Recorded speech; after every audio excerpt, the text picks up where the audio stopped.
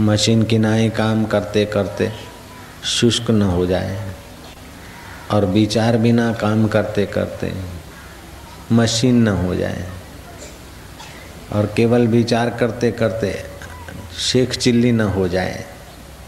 विचार भी जरूरी है तो साथ साथ में प्रेम भी जरूरी है। प्रेम भी जरूरी है तो संयम उससे भी ज़्यादा जरूरी है, और संयम जरूरी है तो सदाचार की भी नितांत आवश्यकता है। और उस सदाचार के पथ पर प्रेम सहित श्रद्धा सहित कदम आगे रखें और मेरा भैया त्रिलोचन हो जाए। इसलिए आज के दिन मेरे भैया की रक्षा का संकल्प साकार करने के लिए बहन भाई के घर जाती। राखी का धागा तो छोटा सा होता है, लेकिन बहन का संकल्प उसमें अद्भुत सामर्थ्य भर देता है।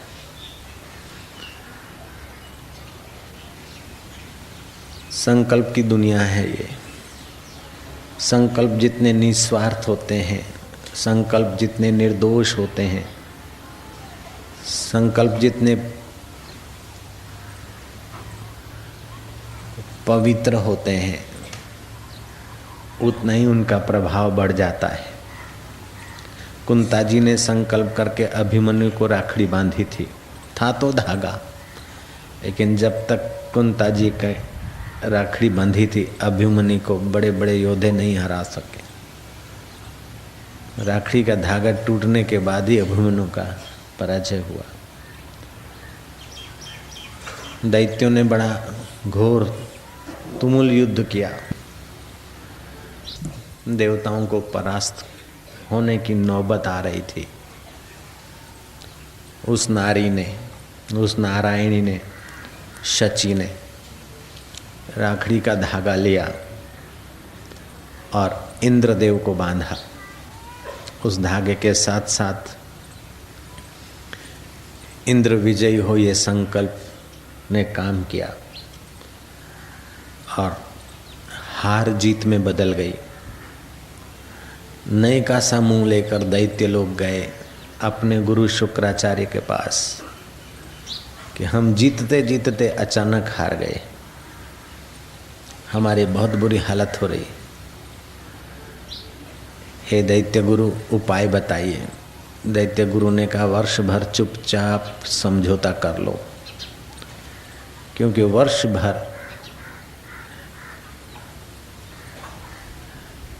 के लिए शची का संकल्प इंद्र के हाथों में जुड़ा है। इंद्र विजयी रहेगा।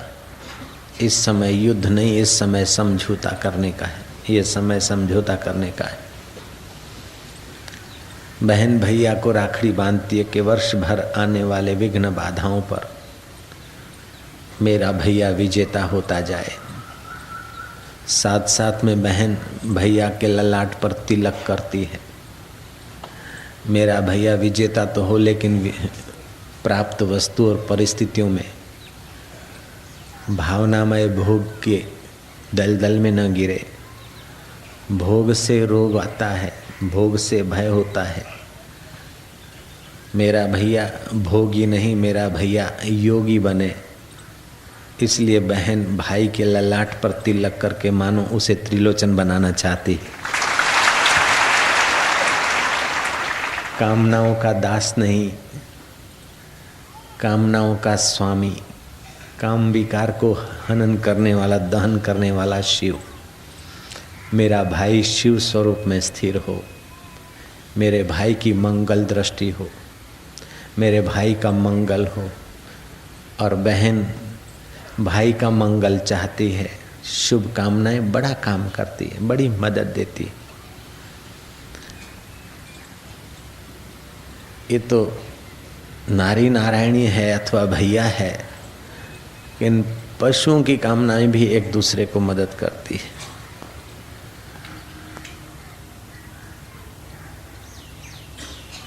एक किनारे पड़े हुए बच्चे संकल्प से पोषित हो जाते हैं। कछुआ अपने संकल्प अपने भावों से बच्चों का पोषण कर देता है। विज्ञानियों ने प्रयोग किया, आपड़े ससलू कहिए, खरगोश हिंदी में कहते, खरगोश को ले गए, उसकी माँ से दूर किया, माँ के शरीर में सूक्ष्म आंदोलन ग्रहण कर सके ऐसे यंत्र फिट किए। खरगोश को जब सताया जा रहा है बच्चे को, तो माँ के दिल की धड़कनें दुखद नोट की गई, और उसे जब सुख दिया जाता है तो माँ के चित्त में भी प्रसन्नता का आंदोलन नोट किया गया। जब पशु का हृदय अपने पुत्र से या अपने माँ से, पुत्र का हृदय अपने माँ से इतना जुड़ा है, तो भैया का हृदय बहन से, बहन का हृदय भैया से जुड़ा, और उसमें दोनों के शुभ संकल्प हों तो वर्ष भर कल्याण हो जाए, इसमें क्या बड़ा आश्चर्य है। विघ्न बाधा आती है तो भैया त्रिलोचन है, विघ्न बाधा के सिर पर पैर रखने की सामर्थ्य बहन के संकल्प में और भाई के पुरुषार्थ में विधाता ने जोड़ रखी है। और भैया भी आज के दिन बहन को ऐहिक चीज देकर संतुष्ट तो कर लेता है, लेकिन साथ साथ में बहन की जीवन की जिम्मेदारी अथवा बहन के जीवन में आने वाली कठिनाइयों को दूर करने के लिए अपने चित्त में भी ठान लेता है। लेकिन इन बहनों को और इन भाइयों को आशाराम चाहता है कि केवल अपने बहन और अपने भाई तक सीमित न रहे, अपने घर तक नारी तू सीमित न रहा, अपने घर तक ही भैया तू सीमित मत रह, बहन तू घर तक सीमित मत रह। तू भारत की बहन है, भारत की कन्या है, भारत की नारी है, तू भारत का भैया है, भारत का नर है। भा माना ज्ञान, ज्ञान में जो रत रहे वह भारत, ऐसा तू भारतवासी, बहन तू ऐसी भारतवासी। अपनी दृष्टि को विशाल बना। नारी में विशालता सहन शक्ति तो दी, लेकिन नारी संकीर्ण बनती है तो झगड़े का मूल कही जाती।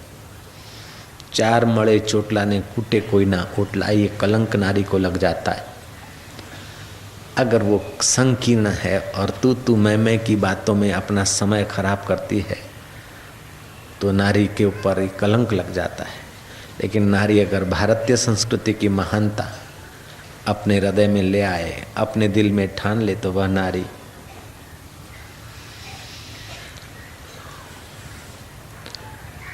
पशुतुल्य पति के आचरण को पशुपति बनाने में सफल गई है नारियां। पति को कहती, जन्म जन्मांतर के काम हैं, क्रोध है, लोभ है, मोह है, भय है, शोक है, चिंता है। ये घर जो है, ये घर तुम्हारा, मैं गृहिणी हूँ और ये तुम्हारा घर, इस घर को मैं संवारूंगी, सजाऊंगी। अनाज और सामान तो तुम लाते हो, लेकिन संभालूंगी और सुव्यवस्था मेरे जिम्मे रखो। पुरुष सामान, अनाज, वस्तुएं लाता है, लेकिन गृहिणी उसको सजाती, संवारती, उसका सुव्यवस्थित उपयोग करती। कभी क्रोध आ गया तो तुम मेरे पर उड़ेल दो, अपने दिल को स्वच्छ करके जाओ। कभी चिंता आई तो मेरे आगे दो बातें कह दो, मैं तुम्हारी चिंता पी लूंगी, मैं तुम्हारी चिंता में मदद रूप होंगी। आज रक्षाबंधन का पवित्र पर्व नारी के संकल्प का परिचय देता है। भैया के लिए शुभकामनाओं का दिवस तो है, लेकिन बहनों के लिए भी शुभकामनाओं का सामर्थ्य जगाने का दिवस भी है। इसे नारेली पूनम भी कहते हैं। सागर खेड़ू दरिया में देश परदेश माल ले जाने वाले अथवा दरियाई व्यवसाय करने वाले लोग आज के दिन दरिया शाह की, वरुण देवता की पूजा करते, और कोई कोई तो अपनी उंगली से रक्त के 2 बूंद दरिया को अर्पण करते हैं कि अगर हमारा कोई कर्म अथवा हमारा कोई प्रारब्ध या कोई कर्म से हमें अकाल मरना पड़ता हो, हमारा खून बह जाता हो अथवा जीवन बह जाता हो तो उसमें आप हमारी रक्षा करिए। हम बलि देने के बदले नारियल देते, 2 बूंद रक्त की अर्पण करके अपना शुभ चाहते हैं और वर्ष भर बड़े बड़े विघ्न और बाधाओं से वो बच निकलते हैं। ये दरिया खेरुओं के लिए भी शुभ संकल्प करने का दिवस है। ब्राह्मण और द्विजातीय लोग यज्ञोपवीत पहनते भी हैं। जिन बच्चों को यज्ञोपवीत नहीं है, जनेऊ नहीं है, उनको जनेऊ दिया जाता है और जिनको जनेऊ है वर्ष वर्ष में नूतन जनेऊ पहनने का दिन भी है। नूतन जनेऊ तो पहनने का दिन है, शुभ संकल्प करने का 2 दिन है, लेकिन आशाराम तो ये चाहता है कि जीवन का एक परम शुभ लक्ष्य बनाने का भी दिन आज को माने तो अतिशयोक्ति नहीं होगी। गुरु पूनम के बाद की पूनम राखड़ी पूनम, रक्षाबंधन, भक्त अपने भगवान से, इष्ट से रक्षा चाहते हैं।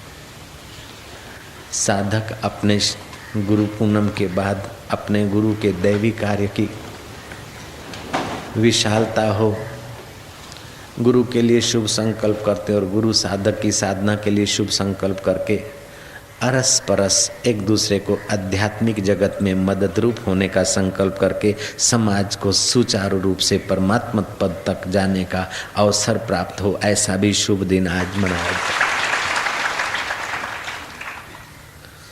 सर्वस्तरतु दुर्गाणि सर्वोभद्राणि पश्यतु सर्वसद्बुद्धि मापनोतु सर्वस्तु नंदतु। हम सब अपने अपने संकीर्ण विचारों से, अपने अपने संकीर्ण दुर्गों से तर जाएं। हम सब मंगलमय देखें, हम सबको सद्बुद्धि प्राप्त हो और हम सब साधक एक दूसरे को मदद रूप हों, ऐसा संकल्प करके ईश्वर के रास्ते एक कदम बढ़ाने का संकल्प करने का दिन भी आज मनाया जा सकता है।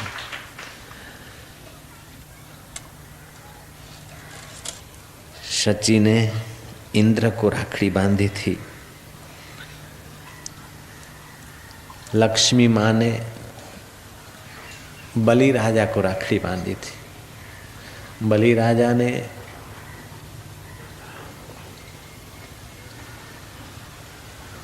इतना कुछ दान पुण्य शुभ किया कि वो बड़े तेजस्वी हो गए।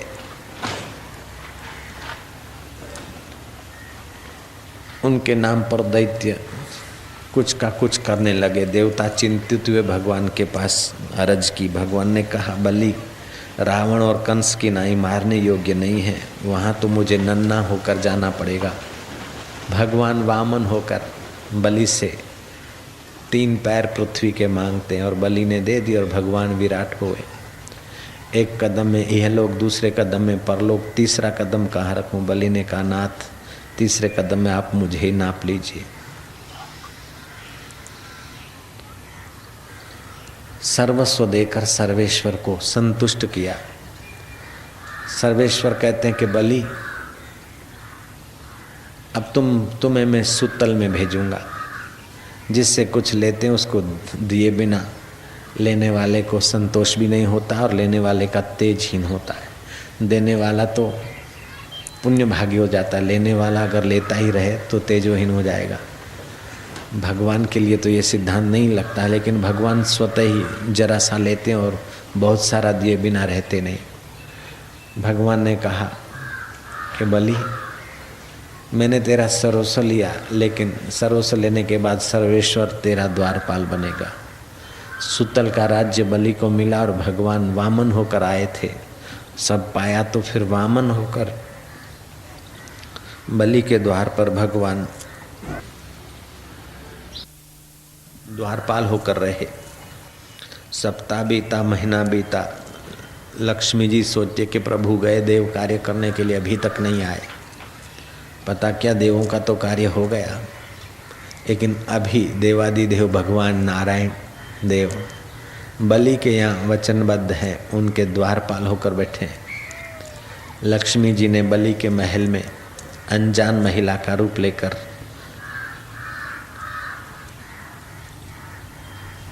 प्रवेश पाया। और लक्ष्मी जी बाट देखती रही। रक्षाबंधन के दिन की लक्ष्मी जी ने बलि के हाथ कलाई पर वो सूत का धागा बांधा और शुभ संकल्प किए। बलि कहता है, बहन क्या चाहिए? बोले और तो कुछ नहीं, सर्वस्व देकर जिस सर्वेश्वर को द्वारपाल बना दिया है तुमने, बस इस धागे के मूल्य में सर्वेश्वर को आजाद कीजिए। कर्मवती ने हुमायूं को राखड़ी भेजी, सारी बाजी बदल गई, कर्मवती का सुहाग की रक्षा हो गई। धागा तो छोटा है लेकिन उसमें संकल्प बड़ा काम करता है। वायर तो आंखों से दिखती है, बहुत साधारण है, लेकिन उसके द्वारा जो विद्युत का प्रवाह है वो हजारों लाखों रुपए का बिल बनवा लेता है, हजारों लाखों संचय चलवा देता है। सूरत के खटखट खट, अब देखो तो थांबले हैं और वायर है जरा सा, एल्यूमिनियम का वायर है जरा सा, लेकिन उसके द्वारा कितना कपड़ा बन जाता है, कितना रंगाट का काम हो जाता है, कितना सारा काम हो जाता है।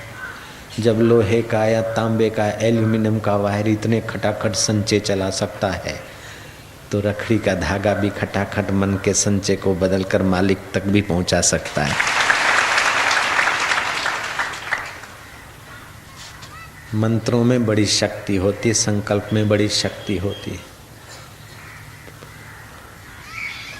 दैत्य हार गए, देवता की विजय हुई है। और शुक्राचार्य कहते हैं कि इस समय तुम समझौता करके वर्ष भर शांति रखो, क्योंकि इंद्र के हाथ में शची ने राखड़ी बांध रखी है। बहन को भी अब विशाल हृदय करना चाहिए और भाइयों को भी अपने जीवन में विशालता लानी चाहिए। अपनी बहन तो बहन है, लेकिन पड़ोस की बहन भी, हमारी नज़र अगर इधर उधर गिरती है तो पड़ोस की बहन को कहें, तू बहन मेरे हाथ में राखड़ी बांध दे, मेरे विचारों की रक्षा हो। और पड़ोस की बहन भी अपने भाई से निर्भीक, अपने पड़ोस के युवान को भाई कहने में संकोच न करे। अगर मन इधर उधर जाता है तो पड़ोस के भाई को राखड़ी बांधकर एक दूसरे से आध्यात्मिक भाई बहन का पवित्र नाता जोड़कर अपने विकारों में बहते गिरते जीवन को थामने का अवसर ये भारतीय परंपरा ने दिया है। सूर्य बुद्धि का मालिक देव है, तेज प्रकाश देने वाला है, तो चंद्रमा मन का मालिक देव है, प्रसन्नता और प्रेम देने वाला है। विचारक सूर्य की उपासना करते हैं तो कवि चंद्र की उपासना करते हैं। लेकिन भारतीय संस्कृति कहती है कि जितनी सूर्य की उपासना बुद्धि की उपासना और बुद्धि के विकास की जरूरत है, उतना ही प्रेम के विकास की भी जरूरत है। अकेला प्रेम अंधा हो जाएगा, अकेली बुद्धि शुष्क रह जाएगी। जैसे गगन में सूरज भी जरूरी है और चांद भी जरूरी है, और सूरज चंदा के दोनों के मेल से अन्न औषधि पुष्ट होती है, ऐसे ही विचार और भावना के मेल से जीवन पुष्ट होता है। भाव को विकसित करने का दिवस, शुभ भावों की रक्षा करने का संकल्प करने का दिवस, शुभ भावों से शुभ के प्राप्ति का लक्ष्य बनाने का दिवस, उसको कह दें रक्षाबंधन, राखड़ी पूनम, नारियली पूनम। इस नारियली पूनम, राखड़ी पूनम, रक्षाबंधन के पर्व की आप सबको बधाई। जय जय। नारायणो नारायणो नारायणो नारायणो। ईश्वर की उपासना और ईश्वर के लिए प्रेम वाचक बढ़िया में बढ़िया शब्द खोज लिया भारत ने। ईश्वर को माँ के रूप से मानता है। जगदम्बा, माँ काली, माँ भगवती। हे नारी, तुझ में वो भगवती तत्व छुपा है, तुझ में वो काली तत्व छुपा है, तुझ में वो आद्य शक्ति सच्चिदानंद तत्व छुपा है। तू अगर किसी ऑफिसर की पत्नी है तो अपने पति को समझा कि लांच रुश्वत लेने के लिए तू काम टल्ले तो नहीं चढ़ाता। गरीब गुरबों का पेट भूखा रखकर अपने विलासिता को तो नहीं पोषते हो। अगर पोषते हो तो कृपा करके अपने जीवन को बदलो, दृष्टि को बदलो। अगर तू नेता की पत्नी है तो अपने पति को समझाना और उस पर ख्याल रखना कि समाज को वचन देते हैं वो निभाते कि नहीं निभाते। लोगों को लड़ाकर राज्य करना चाहते कि लोगों के दुख दूर करके सही राज्य करना चाहते हैं। अपने पति का पुण्य नष्ट न हो और पति देश परदेश में पैसों की थप्पी करके मर जाए और प्रेत होकर न भटके, उसका ख्याल हे भारत की नारायणी तुझे ही तो रखना होगा। अगर ऑफिसर की पत्नी है तभी तू ख्याल रख। अगर तेरा पति नेता है तभी तू ख्याल रख। अगर तेरा पति व्यापारी है तभी तू ख्याल रख। तेरा पति वकील है तो ख्याल रखना, और तेरा पति डॉक्टर है तो ख्याल रखना। तू तपस्या की मूर्ति है, प्रेम और आदर्श की तू प्रतिमा है। लड़ते कलह में पचते कुटुंब को और पड़ोस को तू पावन संदेश दे और अपने पावन जीवन को उनके आगे तू प्रत्यक्ष कर दिखा। तुझ में बहुत सारी क्षमताएं हैं। ऋषि दयानंद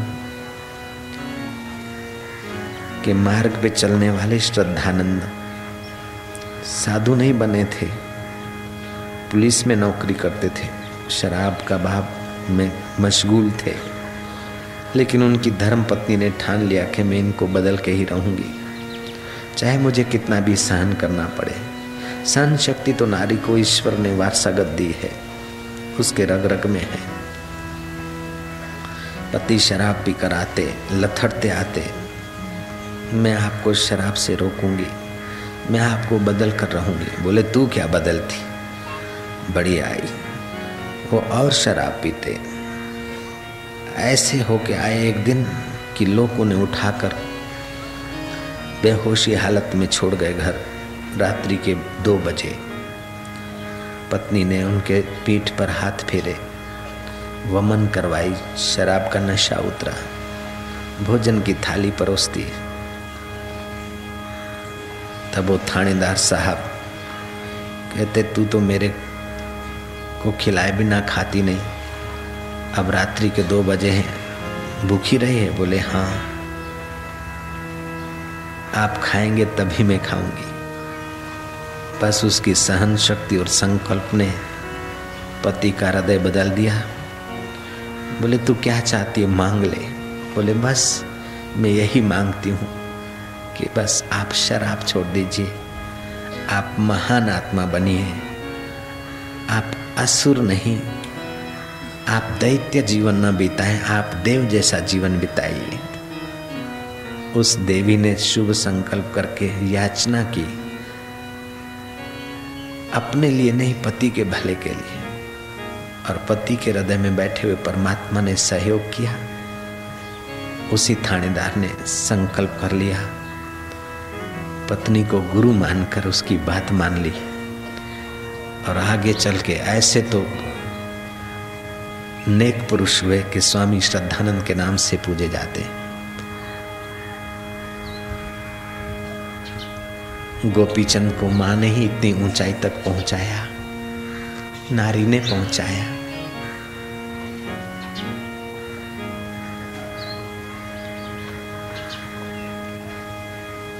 माताओं में बड़ी शक्ति है, वो चाहे अपने पुत्रों को, चाहे पति को, चाहे अपने भैया को, चाहे पड़ोस के भैया को, अगर संयमी और सदाचारी बनाकर महान जीवन बिताने की तरफ लगाने को ठान ले तो एक नहीं तो दूसरे उपाय से, दूसरे नहीं तो तीसरे युक्ति से देर सबेर वो देवियां सफल हो ही जाती है।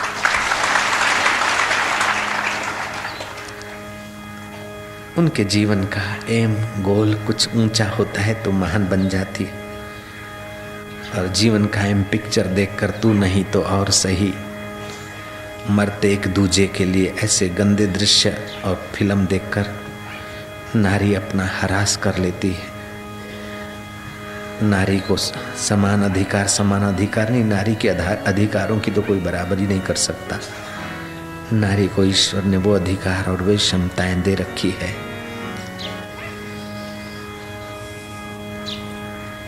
माता और पिता का नाम लो तो पहले माँ का नाम आता है मातृदेवो भव, फिर आता है पितृदेवो भव।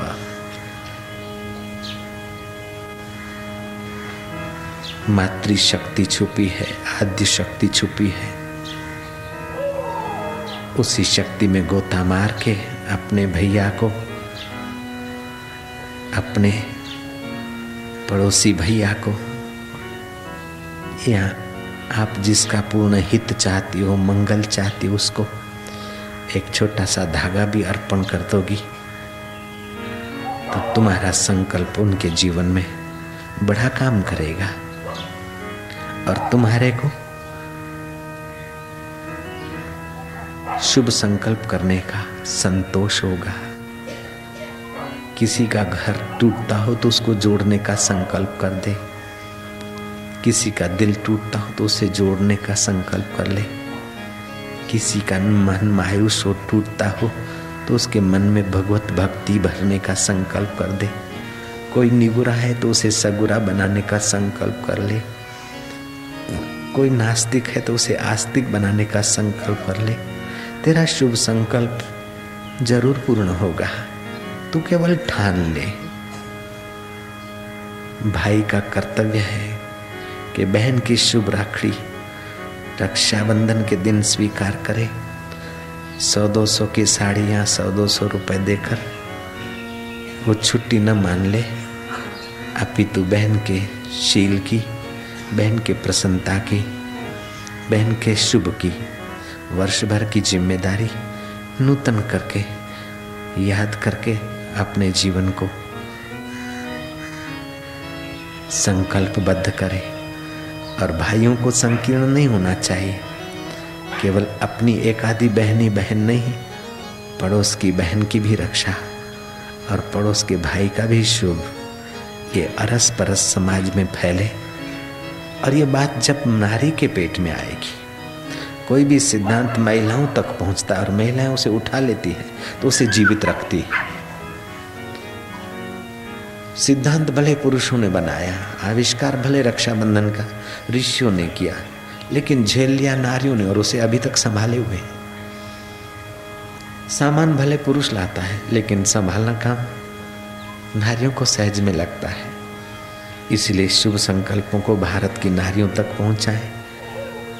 भारत की नारी के पेट में जो बात उत्तर आई, उसको वो सदियों तक संभाली हुई है। ये भारत की नारी की गरिमा है, महिमा है।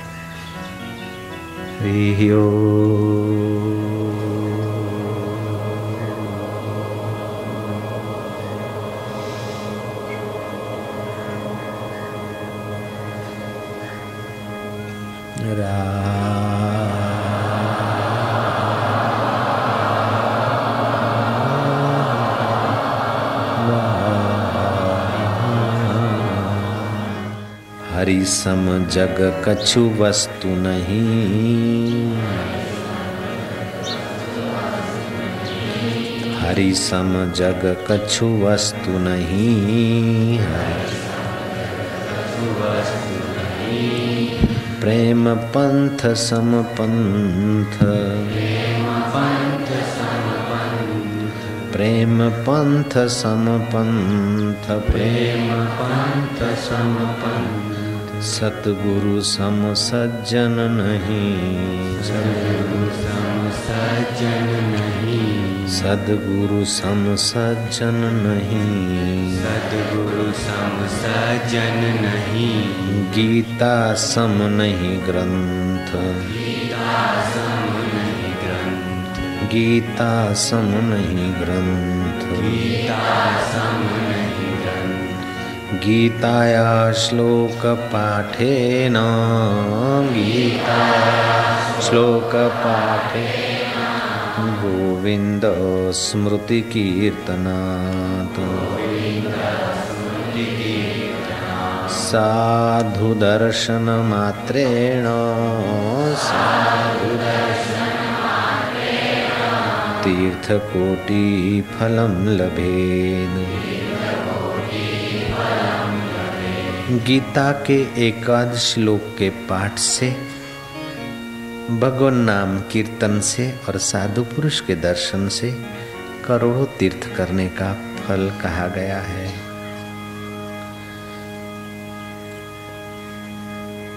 अद्वेष्टा सर्वभूतानां अद्वेष्टा मैत्री करुणा एव च निर्ममो निरहंकार समदुःख सुख क्षमेः समदुःख सुख क्षमेः। अद्वेष्टा सर्वभूतानाम, अपने चित्त को ऐसा महान बनाओ कि किसी भी प्राणी के प्रति आपके चित्त में द्वेष न ठहरे। सावधानी जरूरी है, लेकिन द्वेष बुद्धि से अपना ही घाटा होता है। किसी के लिए हमारे चित्त में द्वेष न रहे, क्योंकि हमारे चित्त में परमात्मा रहने वाले। हमारा हृदय भगवान को रखने के लिए है, द्वेष की आग जलाने के लिए हमारा हृदय नहीं। द्वेष जिसके लिए रहता है वो तो आइसक्रीम खाता होगा, लेकिन हमारा हृदय द्वेष से खराब होता है।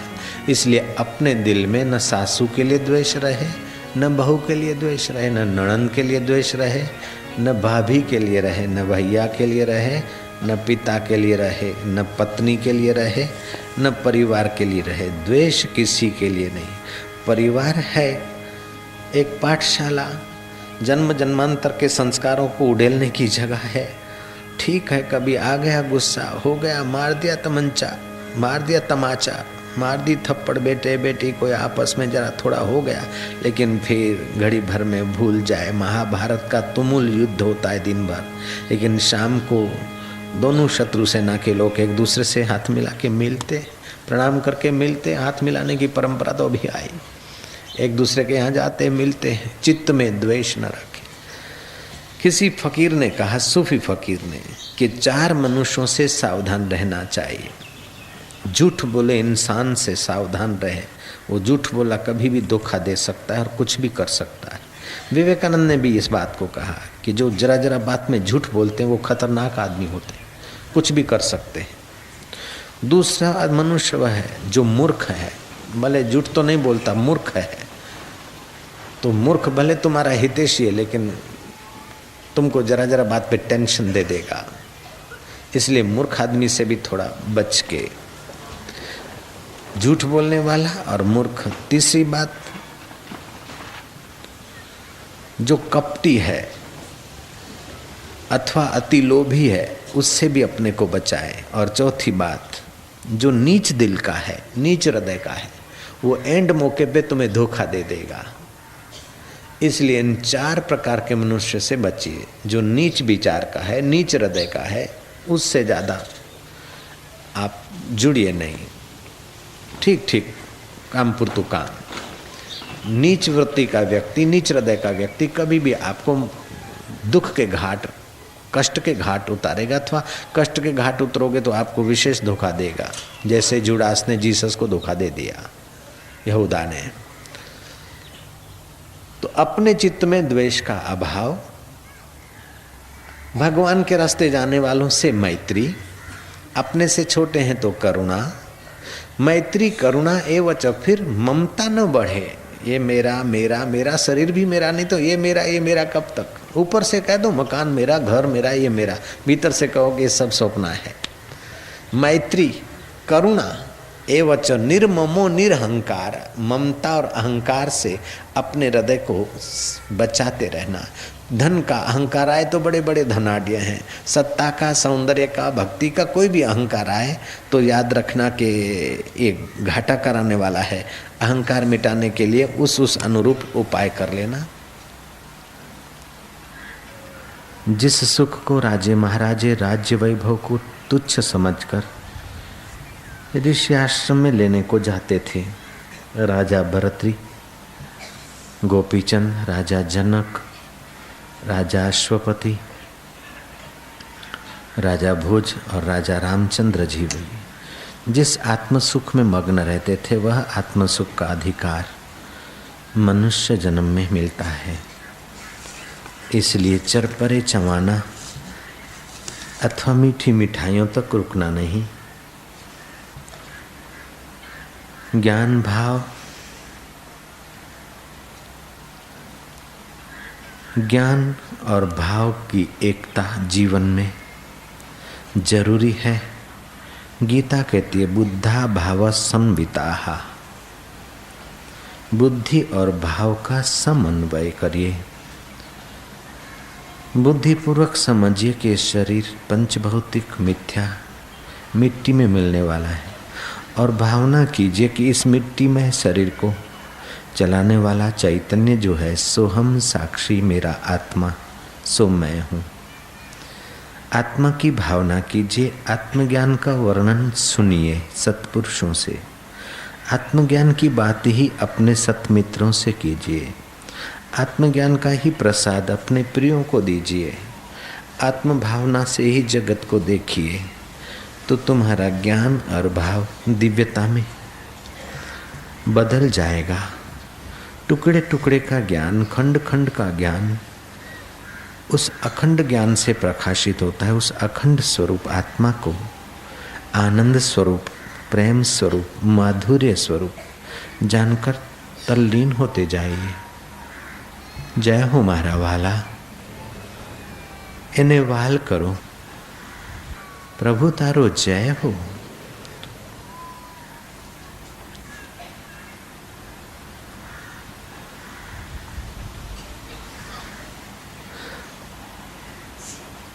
सूफी फकीर रबिया जंगल में जा रही थी। जंगल के पशु पक्षी उस रबिया की प्रेम निगाह से, प्रेम भाव से आकर्षित होकर रबिया के इर्द गिर्द मंडारने लगे। रबिया का खुदाई प्रेम, ईश्वरीय प्रेम, प्राणी मात्र में एक अल्लाह, ला इलाहा इल्लल्लाह, ईश्वर के सिवा कुछ भी नहीं, सब में वो ईश्वर छुपा है। रबिया का ये दृढ़ प्रेम पशु और पक्षियों को भी आकर्षित और आनंदित कर देता था। रंग बिरंगी कपड़े पहनकर नटनटियां आकर्षित आनंदित करे, वो विकारी आकर्षण, विकारी आनंद है। लेकिन रबिया अथवा रहीदास, ज्ञानेश्वर अथवा लीलाशाह बापू से अगर हम आकर्षित होते हैं तो वो संसारी आकर्षण नहीं है, कपड़े गहने गांठों का आकर्षण नहीं है, उनकी आत्मा की मधुरता का आकर्षण है। जैसे मीरा के पद सुनकर अकबर पवित्र आकर्षण से आकर्षित होकर सिर झुकाता है मीरा के चरणों में, ऐसे ही रबिया के संग में पशु पक्षी भी आकर्षित होने लगे। रबिया ने ऐसी आत्ममस्ती की निगाहें फैला रखी थी। रबिया का परिचित फकीर संत हसन बसरी एकाएक आया। हसन बसरी का आना देखकर पशु पक्षी भाग खड़े हुए। हसन हैरान हुआ, हृदय में भाव लाकर पूछता है कि बहन रबिया,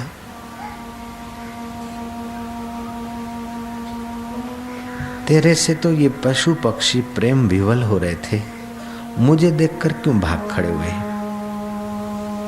मधुर मधुर पावन ही पावन अपने चित्त में भाव भरा था रबिया ने।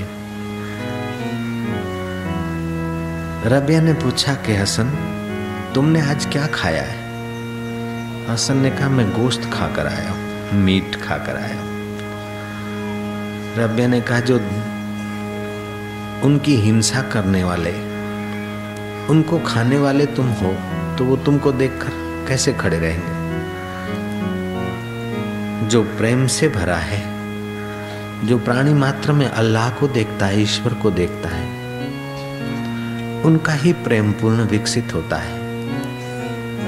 तुम गोश्त खा के आए तो वो तुमसे डरेंगे, हिंसावृत्ति से तो वो किनारा करेंगे। रबिया का मार्मिक जवाब सुनकर हसन ने मीट खाना, गोश्त खाना छोड़ दिया। केवल गोश्त खाना ही छोड़ना है इतना नहीं, अपने चित्तों के दोषों को छोड़ते छोड़ते चित्त में चैतन्य का आनंद भरना है। बुद्धा भाव सम्मिलिताः, गीता कहती है, ज्ञान और भाव का समन्वय कीजिए। सूरज का प्रकाश और चंदा की चांदनी। बुद्धि का मालिक देव सूर्य तो मन का मालिक देव चांद। मन को आनंद से, उल्लास से, प्रसन्नता से, प्रेम से भरते जाइए। बुद्धि को ज्ञान से, तप से, संयम से, व्रत से, नियम से तेजस्वी करिए। बहन भाई के हाथ पे राखड़ी बांधती, प्रेम का बंधन बांधती है, नियम संयम का धागा बांधती। नियम संयम से ही मेरे भैया त्रिलोचन होंगे। मेरे भाई की ज्ञान शक्ति बढ़ो, संयम बढ़ो, सदाचार बढ़ो, साहस बढ़ो। भैया साहसी हो। प्रेम रोता हुआ नहीं, प्रेम गिड़गिड़ाता नहीं, प्रेम चीखता नहीं, प्रेम फरियाद नहीं करता। प्रेम तो हजार हजार विघ्न बाधाओं पर भी कदम रखकर, अपने प्रेमास्पद की प्रसादी मानकर कदम आगे बढ़ाने को कहता है। प्रेम और साहस, भाव और साहस, ज्ञान भाव की एकता। बुद्धा भाव सम्मिलिताः, गीता कहती है। बोध मतलब ज्ञान और भावना का समन्वय। उस पर्व का नाम है श्रावणी पर्व, श्रावणी पूनम पर्व, राखड़ी पूनम का पर्व, नारियली पूनम का पर्व, भावना और प्रेम की विकास का पर्व। अब भगवान को प्रेम करते जाओ और भावना करते जाओ। हमारा भगवान हमसे दूर नहीं, हमारा भगवान साथ में अरस अथवा वैकुंठ में ही नहीं, हमारा भगवान केवल में मंदिर अथवा मस्जिद में नहीं। हमारा मालिक, हमारा ईश्वर, हमारा अल्लाह, हमारा भगवान हमारा आत्मा होकर बैठे हैं। हम उन्हें दुलार करते करते अपने हृदय में आत्मशक्ति का विकास करेंगे। प्रभु तेरी जय हो। संसार माना जन्म जन्मांतर और कल्प कल्पांतर के संस्कारों को मिटाकर शुद्ध होने के लिए एक स्नानागार है। संसार माने अपने पिया से मिलने का एक प्लेटफॉर्म है। संसार माने सतगुरु के अनुभव को अपना अनुभव बनाने का अवसर देने वाला है।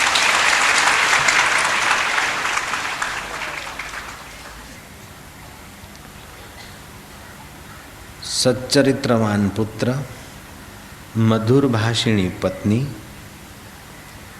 सदा प्रसन्न रहनारो स्वामी, स्नेह भर्याला मित्र, विश्वासु सेवक, क्लेश मुक्त मन, रुचि अनुसार सात्विक धन और विद्या से चमचम चमकता मुखमंडल, ये सब संसार के कष्टों को हरने वाले और इष्ट की कृपा से, परमात्मा की प्रसन्नता से प्राप्त होते और सदा प्रसन्न रखते। जीव हिंसा न करवी, बीजाનું ધન હડપવું નહીં, સત્ય બોલવું અને યોગ્ય સમય દાન કરવું, તૃષ્ણાના વેગને રોકવું અને ગુરુજનો પ્રતિ વિનમ્ર સ્વભાવ થવું, સર્વ પ્રાણીઓ પર દયા અને નિર્વિરોધ આ કલ્યાણનો માર્ગ છે। सब प्राणियों के प्रति दया और निर्विरोध, वासनाओं के वेग को रोकना, जीव हिंसा न करना, समय पर आते समय पाकर सुअवसर मिले तो दान करना, गुरुजनों के प्रति विनम्र होना, ये जीवन में कल्याणकारी और शांतिदायी कर्म और स्वभाव है। अकबर के 9 रत्नों में एक रत्न हो गए बनारसी दास। वो अपनी प्रियता से बड़े प्रसिद्ध थे, सत्यता से बड़े प्रसिद्ध थे। वो सत्य बोलते थे। बनारसी दासनो स्वभाव सत्य बोलवामां એટલો બધો જાણીતો હતો કે અકબરને સંતોષ હતો। એકવાર અકબરજી એની પરીક્ષા લેવા માટે बनारसी दास ने सभा में बोलावीने कहूँ कि मारा हाथ में पक्षी मरेलो छे के जीवतो छे, मुठ्ठी वाली कपड़ू ढांकी, आ पक्षी मरेलो छे के जीवतो छे। ये पक्षी मेरे हाथ में जो है रुमाल ढका हुआ है पक्षी है। अब बताओ कि पक्षी मरा हुआ है कि जिंदा है। बनारसी दास थोड़ी देर के लिए शांत हो गए, चुप हो गए। सोचने लगे अगर मैं बोलता हूँ ये पक्षी जिंदा है तो अकबर उसका गला दबा देगा। अकबर बोलता है कि आज तेरी परीक्षा है, सत्य बोलने में तुम प्रसिद्ध हो। अगर आज का सत्य तुम्हारा सत्य नहीं हुआ, झूठ निकला, तो तुमको देश से निकाल दूंगा, पदच्युत करके देश से निकाल दूंगा। हाथ में पक्षी है, ऊपर रुमाल ढका है। अकबर पूछता है कि पक्षी जिंदा है कि मरा हुआ है। बनारसी दास सोचता है कि अगर मैं कह दूं कि ये मरा हुआ है तो अकबर रुमाल हटा देगा और पक्षी को छोड़ेगा तो उड़ान भरेगा, मेरी बात झूठी हो जाएगी। अगर मैं कहता हूँ पक्षी जिंदा है तो पक्षी का गला दबा देगा, दिखाएगा कि तेरी बात झूठी निकली। अकबर मुझे हराना चाहता है इस बात में, तो अगर मैं मरा हुआ पक्षी बोलता हूँ तो जीवित दिखा देगा और जिंदा पक्षी बोलता हूँ तो उसका गला दबा देगा, मर जाएगा पक्षी। घड़ी भर वो शांत रहे, चुप रहे। फिर दृढ़ता से बोला कि जहाँ पर ना पक्षी मरा हुआ है, मरा हुआ। अकबर ने वही किया। बनारसी दास को झूठा साबित करने के लिए रुमाल हटा दिया, मुट्ठी खोल दी, पक्षी उड़ गया। बोले तुम आज झूठे साबित हो गए, तुम्हें पदच्युत किया जाता और देश से निकाला जाता है। लेकिन बनारसी दास के चित्त में शोभ नहीं हुआ और चेहरे की प्रसन्नता गायब नहीं हुई।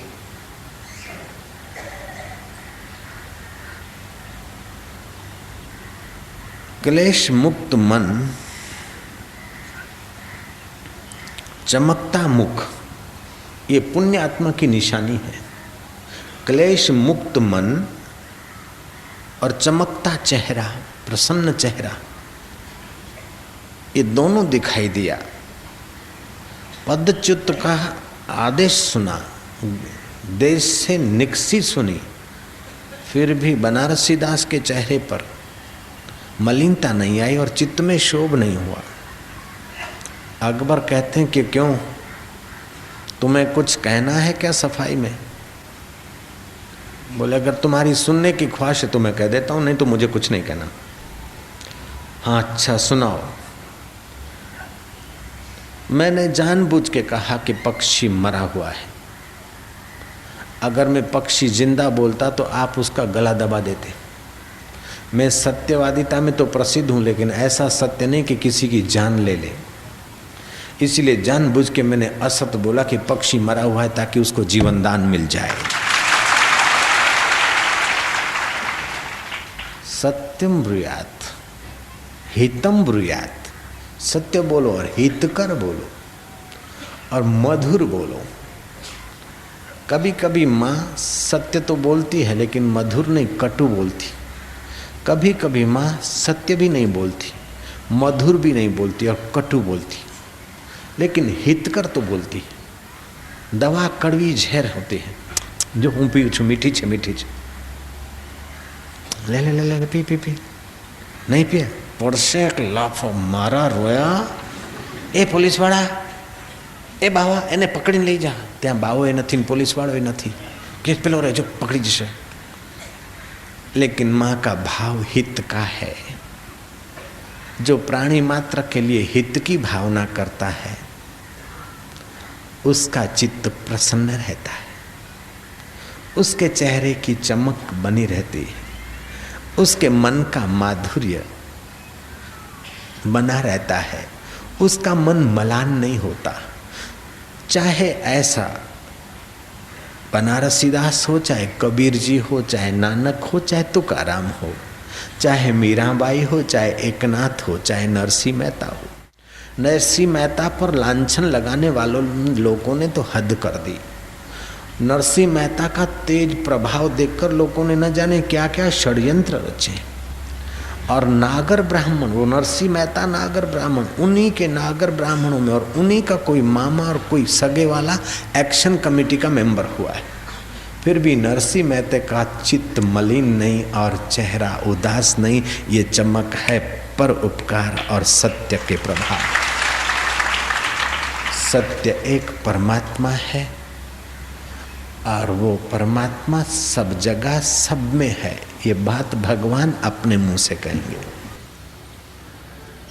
ये गीता का श्लोक चलते फिरते चित्त की प्रसन्नता और मुखमंडल का ओजस्वी तेजस्वी बनना और जीवन विघ्न बाधाओं के बीच भी निर्लेप नारायण के सुख से ओतप्रोत रहे, ये ऐसा श्लोक है। ये ऐसी बात भगवान कहने जा रहे हैं। भगवत गीता 13वें अध्याय का 28वां श्लोक। समं पश्यन्यः सर्वत्र, समं पश्यन्यः सर्वत्र, समं पश्यन्यः सर्वत्र, समं पश्यन्यः समवस्थितम् ईश्वरं, समवस्थितम् ईश्वरं, समवस्थितम् ईश्वरं, न हि न सत्यम् आत्मानं, न हि न सत्यम् आत्मानं, ततो याति परां गतिं, ततो याति परां गतिं। ते पुरुष સર્વભાવમાં સંભાવથી રહેલા પરમેશ્વરને સમાન રીતે જોતો પોતાના વડે પોતાનો નાશ નથી કરતો, અર્થાત રાગ દ્વેષને વશ નથી થતો અને પરમ ગતિને પ્રાપ્ત થાય છે। वह पुरुष सर्वभाव में समभाव से रहने वाला परमेश्वर को देखता है और अपने हाथों से अपना नाश नहीं करता, अर्थात राग द्वेष के वश नहीं होता। ऐसा पुरुष परम गति को प्राप्त होता है। ये बहुत सरल उपाय है। अपने कल्याण के लिए बहुत बढ़िया बात कह रहे हैं भगवान। जो भगवान को सब में सम देखता है, ऐसा नहीं कि गरीब में भगवान छोटा, अमीर में बढ़िया, पठित में भगवान बढ़िया और अनपठित में भगवान दूसरा, गुजराती में भगवान 2 नंबर का और हिंदी में भगवान 1 नंबर का और सिंधी में भगवान 3 नंबर का और यूरोपियन में भगवान 4 नंबर का। नहीं, भगवान सब में समभाव और एक है। जिस सत्ता से सिंधी और पंजाबी की आंख देखती है, उसी भगवत सत्ता से मारवाड़ी और सुरती लाला की आंख देखती। नेताओं का भगवान जुदा जुदा हो सकता है, लेकिन साधक का भगवान एक ही होता है। जय राम जी। बम्बई का मुख्यमंत्री और शिक्षण मंत्री अलग, कर्नाटक का मुख्यमंत्री और शिक्षण मंत्री अलग, गुजरात का शिक्षण मंत्री और मुख्यमंत्री अलग। उनके सिद्धांत और संकेत और पार्टी अलग हो सकती, विचार अलग हो सकते हैं, लेकिन साधक और भगवान का सिद्धांत अलग नहीं है, उनकी पार्टी अलग नहीं है। उसकी पार्टी तो एक नूर ते सब जग उपजा, कौन भले कौन मंदे। जो कबीर जी का अनुभव है वही नानक जी का है। कबीर काशी में है और नानक पंजाब में है। जो नानक जी का अनुभव है वही अनुभव नरसिंह मेहता का सौराष्ट्र में है, और वही अनुभव सिंध के साईं टेऊराम का है। वही अनुभव नैनीताल के जंगलों में समाधि में लगे हुए लीलाशाह बापू का वही अनुभव। उसमें शिक्षण मंत्री और मुख्यमंत्री भिन्न भिन्न नहीं होते। जैसे अखंड भारत अखंड है, ऐसे अखंड ब्रह्मांड अखंड एक सत्ता से ओतप्रोत है। ऐसा ज्ञान जिनको हो गया उनके चित्त में जरा जरा बात से राग नहीं होगा, जरा जरा बात में द्वेष नहीं होगा। जो सब में सम भगवान को देखने का अभ्यास करेंगे उनका राग और द्वेष शांत होता जाएगा। जिनका राग और द्वेष शांत होता जाएगा उनके चित्त में शांति और मुख पे तेज स्वाभाविक ही आएगा।